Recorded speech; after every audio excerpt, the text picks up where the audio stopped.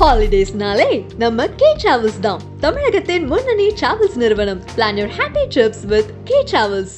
EVKS Elangovan அவர்கள் தந்தை பெரியாரினுடைய கூட பிறந்த அண்ணனுடைய மகனாக இருக்கக்கூடிய EVK சம்பத் அவர்களுடைய மகன், அதாவது அவருடைய அண்ணன் வழி பேரன். அவர் கோபிச்செட்டிப்பாளையத்தில் பிறந்தார். இன்றைய திமுக தலைவர் கலைஞர் கருணாநிதியாக இருந்தாலும் சரி, அதிமுகவினுடைய பொதுச் செயலாளராக இருக்கக்கூடிய ஜெயலலிதா இருந்தாலும் சரி, யாரையுமே விட்டு வைக்கிறது இல்லை. EVKS இளங்கோவனுடைய கேரக்டர் எப்படின்னா, விமர்சனத்துக்கு அஞ்ச மாட்டார். இப்போ தானே சோசியல் மீடியாலாம் வந்திருக்கு, கலைஞரையெல்லாம் நடுங்க வைக்கக்கூடிய அளவிற்கு விமர்சனங்கள் செய்திருக்கிறார். ஓ வரலாறு நான் சொல்லவா, ஜெயலலிதா பார்த்து கேட்குறாரு, ஓ வரலாறு நான் சொல்லவா, நீ சோனியா காந்தி சொல்கிற, நான் சொல்கிறேன் உன் வரலாறு. உன் பேர் கோமலவல்லி, கோமலவல்லி நீலாம் அந்த நாட்டுக்கு தலைவியாக முடியும் போது சோனியா காந்தி ஆகக்கூடாதா? அன்னையிலேருந்து அவர் கோமலவல்லின்னு சொல்லுவார், ஜெயலலிதா சொல்ல மாட்டார். இன்னும் அவருடைய வாழ்க்கையில் மிகப்பெரிய மன ரீதியான ஒரு பெரிய அழுத்தம் என்பது, அவருடைய மகன் ஈரோடு தொகுதியில் கலந்து சட்டமன்ற உறுப்பினராக வெற்றி பெற்றவர் சென்ற ஆண்டு இறந்து விட்டார். ஒரு இடைத்தேர்தல்லாம் வந்துச்சு. அந்த இடைத்தேர்தலில் மீண்டும் அவர் இறப்புக்கு பின்பு வந்த இடைத்தேர்தலில் இவர் தான் நிற்கணும்னு தலைமை விரும்பினாங்க. அதனால் அவர் நின்றார். ஒரு ஆண்டுக்குள்ளேயே அவர் மகனுடைய மரணமே அவரை சொன்னார், நான் இறந்திருக்கலாம், என் மகன் போயிட்டாங்க. உலகத்திலே பெரிய சோகம் புத்திர சோகம் தான். ஏன்னா தனக்கு கொல்லி வைக்கிற மகனுக்கு தான் கொல்லி வைப்பது மாதிரி ஒரு சூழல் வரக்கூடாது.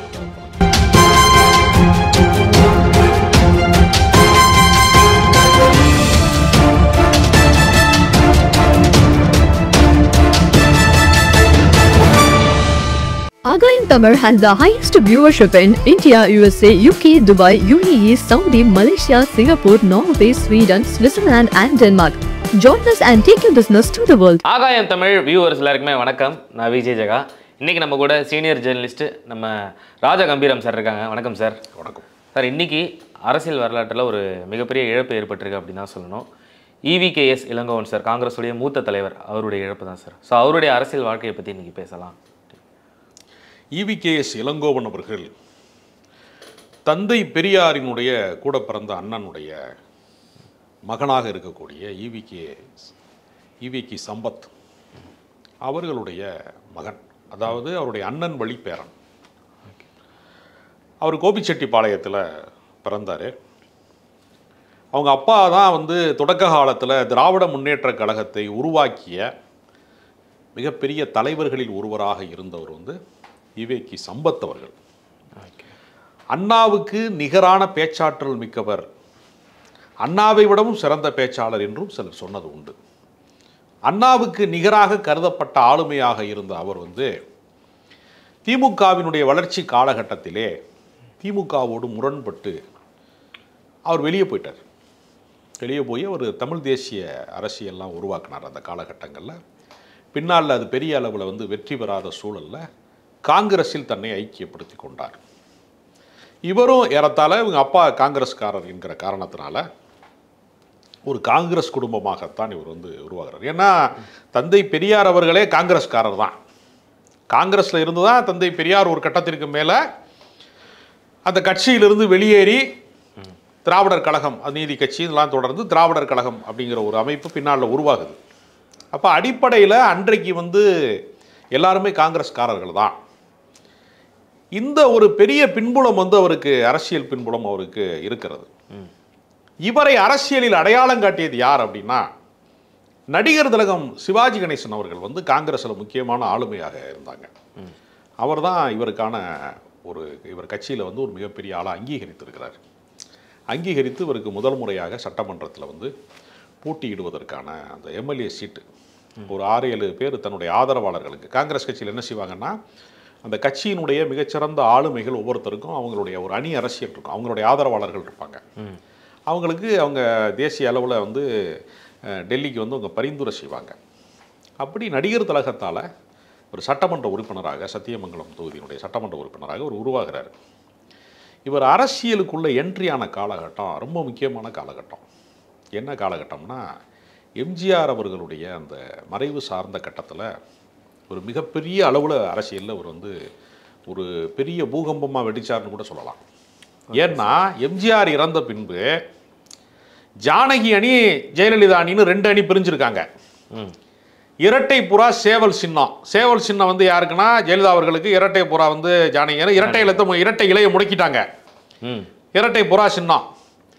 இப்போ ஜானகி அணியை அவங்க எல்லா கட்சியினுடைய அதிமுகவினுடைய முன்னணி தலைவர்கள், அன்றைக்கு இருந்த ஆர்.எம். வீரப்பன், சபாநாயகராக பின்னாளிலே இருந்தவர், அன்றைக்கு அமைச்சராக இருந்தவர் காளிமுத்து, ராசாராம், புலவர் புலமை பித்தன், ஒரு பெரிய அணி. 2ஆம் கட்ட தலைவர்கள் அத்தனை பேருமே யார் பக்கம் இருக்கிறாங்கன்னா ஜானகி அம்மா பக்கம் இருக்காங்க. ஓகே. ஜெயலலிதா பின்னாடி ஆளுமை மிக்க தலைவர்கள்லாம் கிடையாது. ஆனால் ஜெயலலிதா என்ன பண்ணிட்டாங்கன்னா, ராஜதந்திரியா ஏற்கனவே அவங்க ராஜ்யசபா உறுப்பினரெல்லாம் இருந்ததுனால அவங்களுக்கு டெல்லி அரசியலிலே ஒரு செல்வாக்கு இருந்தது. அவங்க ராஜீவ் காந்தி இடத்துல தனக்கு தான் ஆதரவு தரணும் என்று கேட்டு கட்சியை அங்கீகரிப்பதற்கு உண்மையான அதிமுக நான் தான். இப்போ நடக்குது இல்லையா ஓபிஎஸ் சிபிஎஸ் பஞ்சாயத்து, அது மாதிரி அந்த காலகட்டத்தில் எம்ஜிஆரின் மறைவின் போது நடந்த பஞ்சாயத்தில் ஓகே ராஜீவ் காந்தி சொல்கிறார், ஜெயலலிதாவுடைய கூட்டணியை நம்ம ஏற்றுக்கொள்ளலாம் அப்படின்னு அவர் சொல்கிறார். அதை கடுமையாக எதிர்த்து அதாவது கட்சியினுடைய தேசிய தலைவர் அவர் ராஜீவ் காந்தி கடுமையாக எதிர்க்கிறாரு நடிகர் சிவாஜி கணேசன். ஏற்க முடியாது, அந்த கூட்டணி ஏற்க முடியாது அப்படின்னு போர்க்கொடி தூக்கி தமிழக மக்கள் முன்னணின்னு ஒரு கட்சியவே ஆரம்பிச்சிட்டாங்க. அதில் முக்கியமான ஆள் யாருன்னா ஈவிகே இளங்கோவன் தான். EVK sir. ஓகே. இப்படி போர்க்கொடி தூக்கி அந்த அணி தோற்று போயிடுச்சு. ஜானகி அணி தேர்தலில் படுதோல்வி, ஜெயலலிதா அணி தான் வெற்றி. பின்னால் ஜெயலலிதா தான் தலைவி ஆனாங்க. அதுக்கு காரணம் ராஜீவ் காந்தி ஸ்ரீபெரும்புதூரில் குண்டு வெடிப்பில் இறந்தப்ப அதனுடைய ஒட்டுமொத்த கோபமும் யார் மீது திரும்பியதுன்னா, அன்றைக்கு காங்கிரஸ் கட்சியினுடைய தலைவராக இருந்த வாழப்பாடி ராமமூர்த்தி இந்த ராஜீவ் காந்தி படுகொலைக்கு திமுக தான் காரணம்னு போகிற போக்கில் ஒரு பொய்யை சொல்லிட்டு போயிட்டார். அந்த பொய்யை கட்டுப்படுத்த தவறிடுச்சு தமிழக அரசு. அதனால் கலைஞர் அவர் தான் அதுக்கு காரணம், திமுக தான் காரணங்கிற மாதிரி ஒரு வதந்தியை போயிட்டு சொல்லிட்டார். மக்கள் ராஜீவ் காந்தியினுடைய அந்த படுகொலையை மன்னிக்க தயாராக இல்லை. மக்கள் மிகுந்த வேதனை அடைந்தான். தன் வீட்டு ஒரு வீட்டில் எப்படி தன்னுடைய குழந்தை இறந்து போனால் எப்படி தாய் பதறுவாளோ அப்படி தமிழ்நாடு மொத்தமுமே ராஜீவ் காந்தியினுடைய மரணத்தில் துயர் விட்டுறது. இந்தியா முழுக்கவே துயரம் அடைந்தார்கள். தமிழ்நாட்டு மக்கள் நம்ம ஊரில் நடந்துருச்சு, ஸ்ரீபெரும்புதூரில் தமிழ்நாட்டில் அவர் கொல்லப்பட்டாரே வருத்தம் அடைந்தார்கள். அப்போ ஒட்டுமொத்தமாக திமுகவே திவாலாகி கலைஞர் ஒருவரை தவிர அனைவருமே தோற்ற ஒரு தேர்தல் அதுதான். அவர் ஒருத்தர் மட்டும்தான் எம்எல்ஏ அந்த வருஷத்தில். இப்படி அரசியல் களம் அமைந்த போது ஈவிகே இளங்கோவன் என்ன செய்யறான், அவருடைய அணிலாம் தோற்று விட்டு சிவாஜி கணேசன் இனிமேல் எனக்கு அரசியலே வேணாம் அப்படின்னு அரசியல் துறவரம் போயிட்டார். அவர் ஆதரவாளர். இவர் என்ன செய்கிறாருன்னா ரொம்ப தீவிரமாக கட்சி பணியில் ஈடுபடுறார். அவர் எவ்வளவோ முரண்பாடுகளை சந்தித்திருக்கிறார் ஈவிகே இளங்கோவன். காங்கிரஸை விட்டு ஒரு நாள் வெளியே போனது கிடையாது. காங்கிரஸோட சண்டை போடுவார், காங்கிரஸில் தான் இருப்பார். இப்படி பின்னாளில் என்ன ஆயிடுச்சுன்னா, அந்த ஜெயலலிதாவுக்கு எதிரான ஒரு கருத்து அதில் ரொம்ப உறுதியாக இருக்கார். எதிரான கருத்து காங்கிரஸ் கட்சி இங்கே போயிடுச்சு, ஒரு எதிர்நிலைப்பாட்டில் இருக்கிறாரு. பின்னாடி மீண்டும் அரசியல் களத்துக்குள்ளே வருகிற போது கருணாநிதியாக இருந்தாலும் சரி, அன்றைய திமுக தலைவர் கலைஞர் கருணாநிதியாக இருந்தாலும் சரி, அதிமுகவினுடைய பொதுச் செயலாளராக இருக்கக்கூடிய ஜெயலலிதா இருந்தாலும் சரி, யாரையுமே விட்டு வைக்கிறது இல்லை. ஈவிகே இளங்கோவனுடைய கேரக்டர் எப்படின்னா, விமர்சனத்துக்கு அஞ்ச மாட்டார். இப்போ தானே சோசியல் மீடியாலாம் வந்திருக்கு, கலைஞரையெல்லாம் நடுங்க வைக்கக்கூடிய அளவிற்கு விமர்சனங்களை செய்திருக்கிறார். எங்களுக்கு இப்போ ஆட்சியில் பங்கு அதிகாரத்தில் பங்குன்னு இப்போ ஒரு ட்வீட் போட்டாங்க, வீடியோ வந்துச்சு, விசிகாவுக்கும் திமுகவுக்குமான முரண்பாடு இப்போ வந்துச்சுல, இதை விட பெரிய பூகம்பத்தை அவர் கிளப்பியிருக்காரு. யார்? ஈவிகே இளங்கோவன். ஓகே. காங்கிரஸுக்கு அமைச்சரவையில் பங்கு தரணும், இந்த வேலையெல்லாம் வச்சுக்கிற கூடாதுன்னு கலைஞர்கிட்ட கடுமையான விமர்சனம் கலைஞரை கடுமையாக விமர்சனம் செய்தார். கலைஞர் நான் என் மடியில் விளையாடிய குழந்தை இளங்கோவன் என்னை இந்த மாதிரி படுத்துறான் அப்படின்னு சொல்லிட்டாரு கலைஞர். அது மட்டும் கிடையாது, சோனியா காந்தி அவர்கள் அரசியலுக்கு வர்றாங்க. ராஜீவ் காந்தியுடைய மரணத்துக்கு பின்பு. அப்போ சோனியா காந்திலாம் அந்த நாட்டுக்கு வந்து தலைவியா அப்படின்னு சொல்லி அவங்க கிறிஸ்டின் தானே, அந்த நேமு, அந்த கிறிஸ்தவ நேமை வந்து சொல்லி சோனியா காந்தியோட இயற்பேர் தான், நீங்கள்லாம் அந்த நாட்டுக்கு வந்து தலைவியாக வர முடியுமா, பிரதமராக வர முடியுமா என்று சோனியா காந்தியை வந்து ஜெயலலிதா கடுமையாக விமர்சிக்கிறாங்க. அதற்கு கொஞ்சம் கூட அச்சப்படாமல் அன்றைக்கு காங்கிரஸ் கட்சியில் அவர் எதிர்வினையாற்றார் ஈவிகே இளங்கோவன். ஓ வரலாறு நான் சொல்லவா, ஜெயலலிதா பார்த்து கேட்குறாரு, ஓ வரலாறு நான் சொல்லவா, நீ சோனியா காந்தி சொல்கிற, நான் சொல்கிறேன் உன் வரலாறு, உன் பேர் கோமலவல்லி, கோமலவல்லி நீலாம் அந்த நாட்டுக்கு தலைவியாக முடியும் போது சோனியா காந்தி ஆகக்கூடாதா? அன்னையிலேருந்து அவர் கோமலவல்லி தான் சொல்லுவார், ஜெயலலிதா சொல்ல மாட்டார். எல்லா கூட்டத்திலையுமே இந்த நாட்டை கெடுத்து குட்டியை சோறாக்கிய கோமலவல்லியை அப்படின்னு பேசுவார் கூட்டங்களில். பயங்கர பரபரப்பு. ஜெயலலிதாவெல்லாம் ஒருத்தர் எதிர்த்து பேசி அரசியலே பண்ண முடியாது. பல தேர்தல்களை செஞ்சுருக்கிறார். சட்டமன்ற தேர்தல் 2004 2009 ஜவுளித்துறை அமைச்சராக இருக்கார். அமைச்சராகவும் அவர் இருந்திருக்கிறாரு. நாடாளுமன்ற தேர்தலில் அவர் தேனியில் வந்து தோற்று போனார். அது ஒரு நாடாளுமன்ற தேர்தல்களில் தோற்றுருக்கார். ஆனால் சட்டமன்றத்தில் தொடர்ச்சியாக வெற்றி பெற்றவராக இருக்கார். கலைஞரை எவ்வளோ கடுமையாக விமர்சித்தாலும் கலைஞரினுடைய அன்புக்கு பாத்திரமாகவும் இருந்திருக்கார். எவ்வளோ முரண்பட்டாலும் என்ன இருந்தாலும் பெரியாருடைய பேரன், அண்ணன் வழிபட்ட பேரன், பெரியாரின் பேரன் தானே. ஆமாம், ஒரு அந்த அன்பு அவருக்கு உண்டு. கடுமையாக விமர்சிப்பார். பிஜேபி குறித்து அவர் அளவுக்கு விமர்சித்த ஆளே கிடையாது. மிக கடுமையாக அவர் விமர்சிப்பார். அவருடைய அதிரடி பேச்சுக்கு ஒரு பெரிய ரசிகர்கள் உண்டு. எல்லாம் யாராக இருந்தாலும் சரி. திடீர்னு வந்து காங்கிரஸை விட்டு சிதம்பரம் போகிறேங்கிறாரு. அந்த காலகட்டத்தில் ஒரே சலசலப்பாக இருக்குது.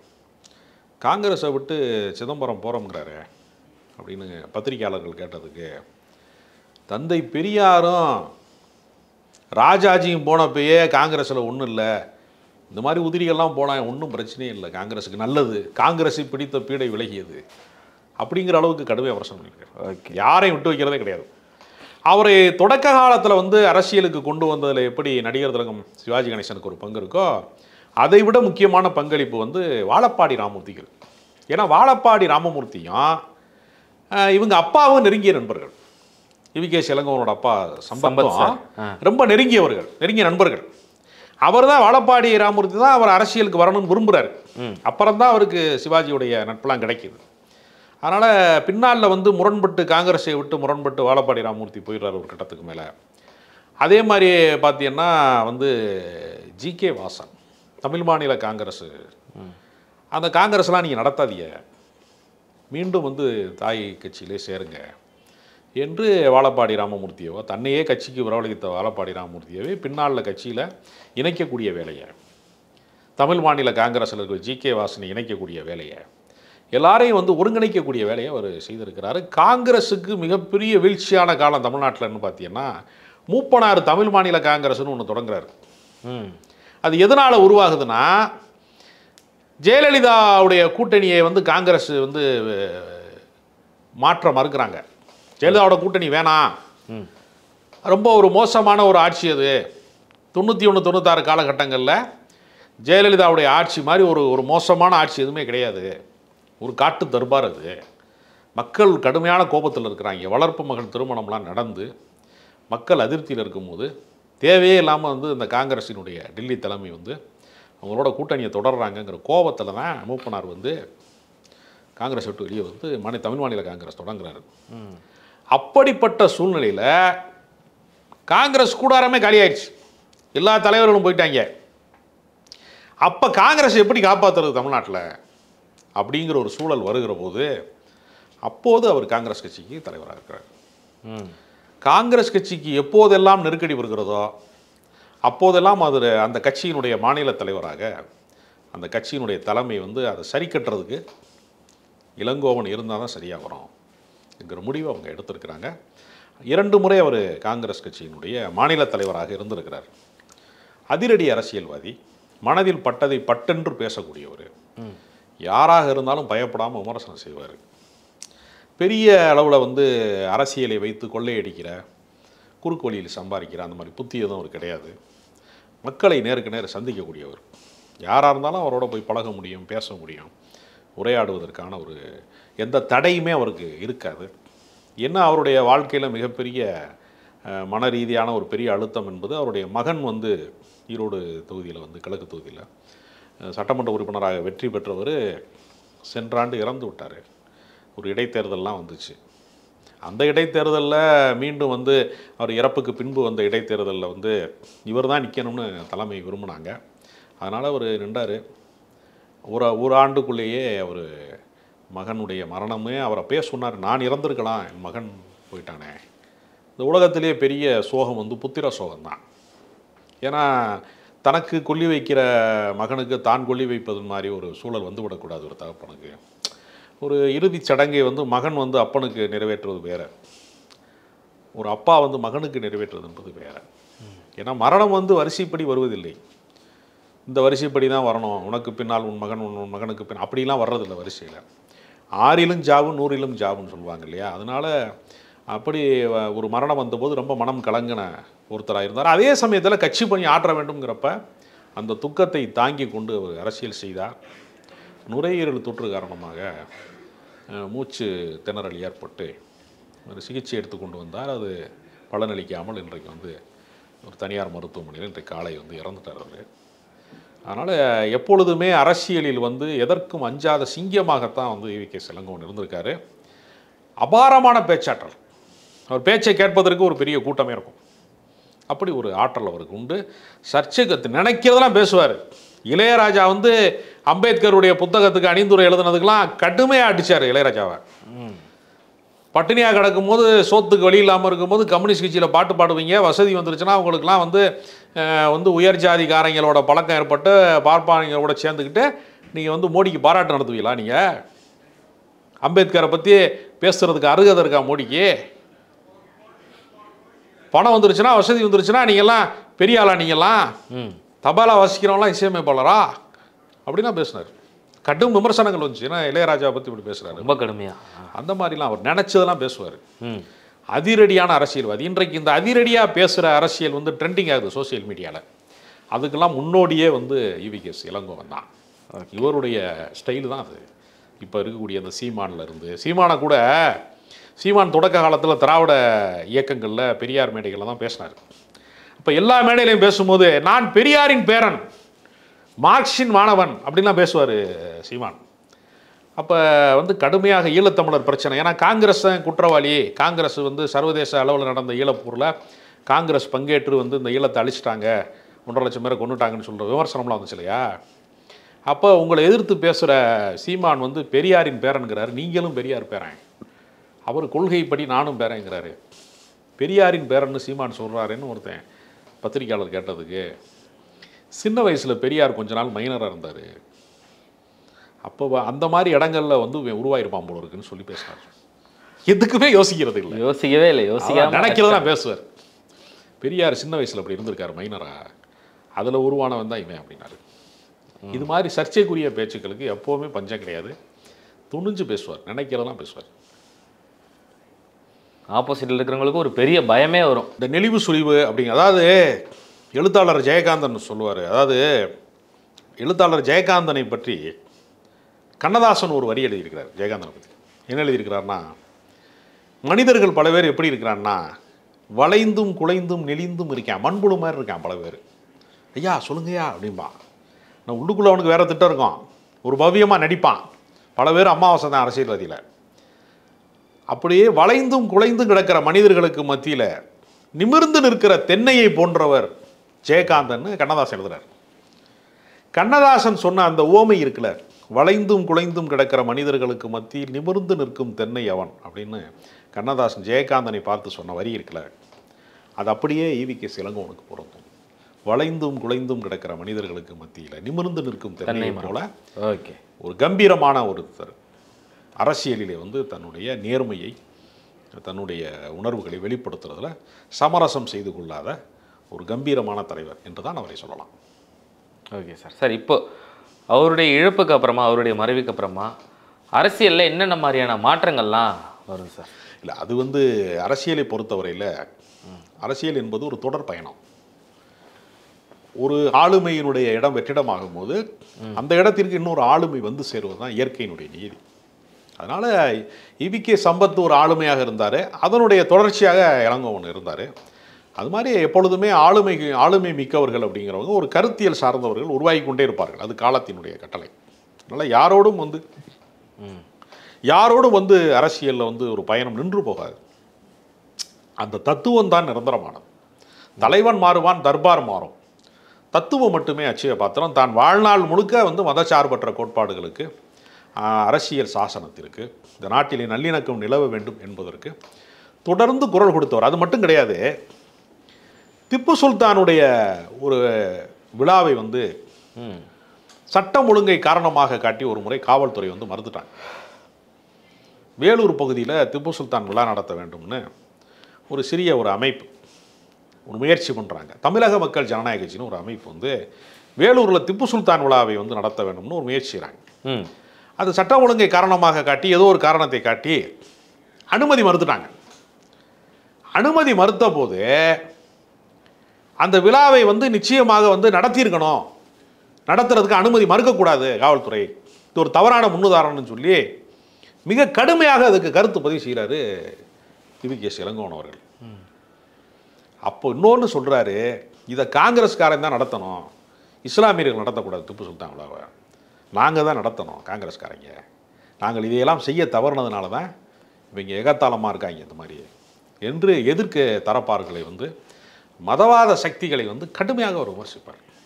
நேருக்கு நேராக விமர்சிப்பார், யாராக இருந்தாலும் விமர்சிப்பார் அப்படிங்கிற ஒரு குணம் கொண்டு வருவார். ஸோ இன்றைக்கி அவருடைய இழப்பு எல்லாருக்கும் ஒரு மிகப்பெரிய இழப்பாக தான் இருக்குது அரசியலில். ஸோ அவரை பற்றி நிறைய விஷயங்களை நீங்கள் ஷேர் பண்ணுவீங்க sir. Thank you so much sir. ஹாலிடேஸ்னாலே நம்ம கே டிராவல்ஸ் தான் தமிழகத்தின் முன்னணி டிராவல்ஸ் நிறுவனம். Plan your happy trips with K travels.